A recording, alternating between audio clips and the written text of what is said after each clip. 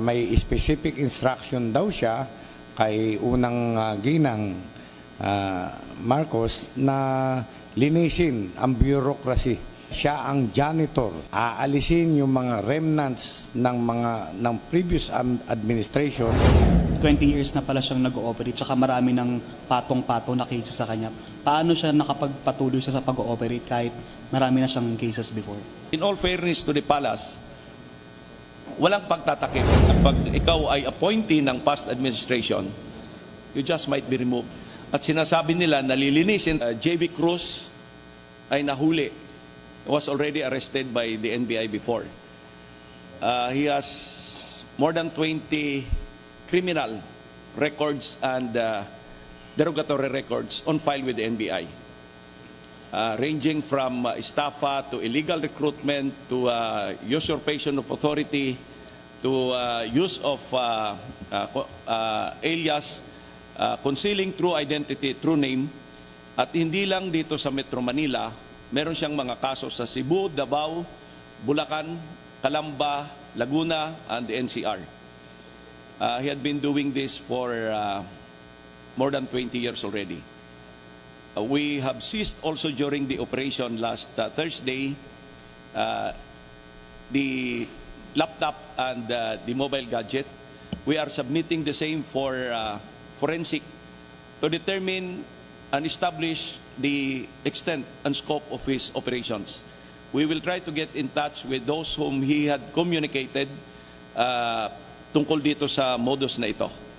We are calling on the public to come forward and file complaints against these people.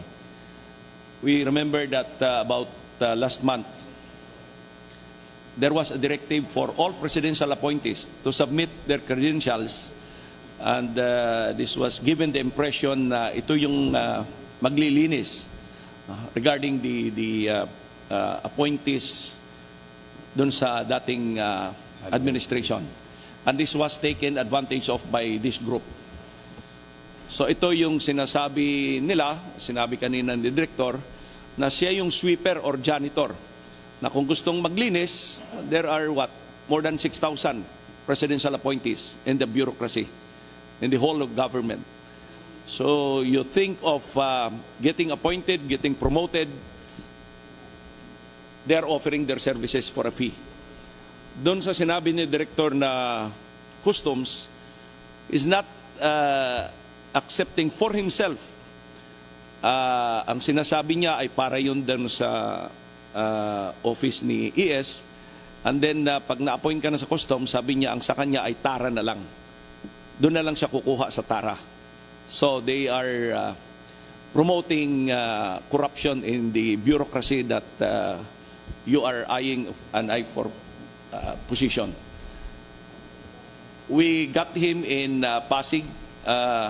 It's very difficult because we were moved from La Union, kami yung regional office, and we coordinated with our NCR, our thanks to RD Romel Vallejo, and our TFAID agents, our thanks to Chief Ross Jonathan Galicia. Mahirap because we have to move the team, and first this was set or arranged at Okada, but later on we were moved to a place in Pasig. At may ginagawa silang pagpapagpag. Sinasanitize nila mabuti pati yung parking spaces. So they would go near our vehicles and check on whether they are being surveilled, they are being cased, kung they are being tailed. The 6 others, they were wearing jackets with the insignia of Malacanang and the Office of the President. You can just imagine that. Kung kayo man ang nandun, medyo mag-aalanganin kayo. Yung dalawa sa kanila ay may radio equipment pa. Meron silang communications equipment. At bago kami dinala doon sa room ng hotel, this is a secured environment, pinagpag muna nila. Ibig sabihin, tiningnan nila kung meron talaga kaming dalang pera. And you cannot just use boodle money on them. They have to check kung totoo yung perang dala mo, you have to show it to them, yung nagpapagpag, before you are allowed access to the room. That's how difficult this operation was. But again, we responded to the call of the director. We promised him we will support him, and this is the result of it. I would not be surprised if the other regional directors and the other district directors and the other Manila chiefs will also in the next few days intensify their campaign against all forms of criminality. They were caught in flagrante. Tumanggap ito, in-examine ng aming chemist for presence of fluorescent powder on the Palmar aspect ito, and they tested positive. We have a certification from the Office of the President na hindi siya in any way connected, hindi siya USEC, hindi siya ASEC. Not only that, we were given a list who are the USEC and who are the ASEC. So dalawa, sinara namin. Hindi siya connected at sino yung mga may appointment. Thank you. Thank you, RD. Any question? Sir. Sir Attorney, may katanungan. Since 20 years yung activity niya, napakaswerte tayo na nahuli natin ngayon. 20 years activity, hindi natin na observation. Paano nahuli natin? Yes, that is why we are calling on the cooperation of the victims. Kasi ito is victim-based. We are calling on the cooperation of the victims. We are doing this, yung public awareness, na itong grupo ay nang bibiktima. They will exploit on a particular piece of information na sinasabing maglilinis yung gobyerno, and they will get in touch with those who are willing or interested to be promoted or to be appointed. Ito yung kanilang modus. It's very scary because they have this piece of information. Other questions? Yes, sir. Sir Glenn, DCBB. Sir, ano lang, nagsimula ba tong operasyon na to dahil may timbre na rin from the palace na may gumagawa ng ganitong kalokohan, or sa inyo po mismo galing yung mga information?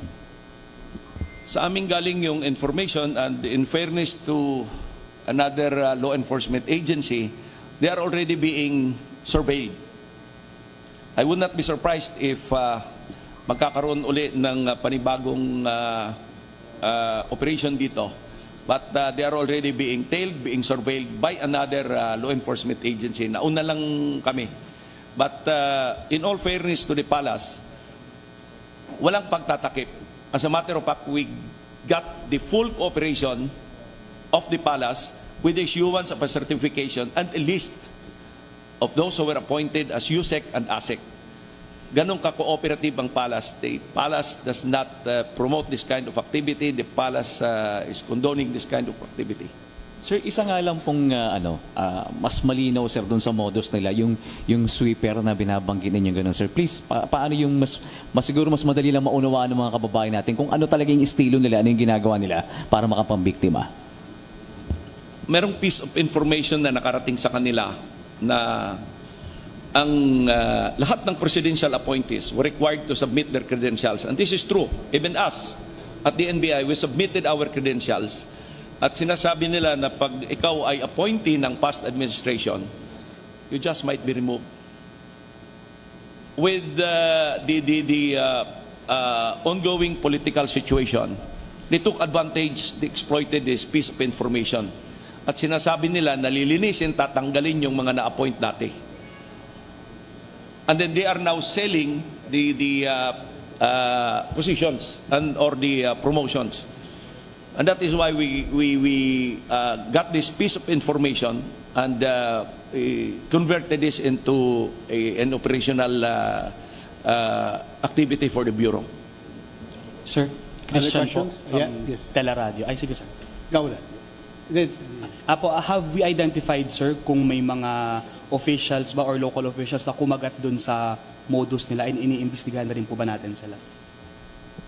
We will go into that. We have seized gadgets, yung kanilang laptop. We will do some forensics on the gadgets to determine the extent of their activity and who are they communicating in regard to their modus operandi.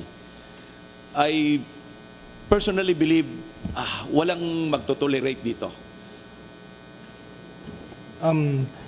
Director, paulit lang po yung paumpisa niyo sinabi. Ano pong posisyon yung pinapakilala niya? Ano po daw siya? At silang po. Yes, nagpapakilala siya na ASEC ng Presidential Management Staff.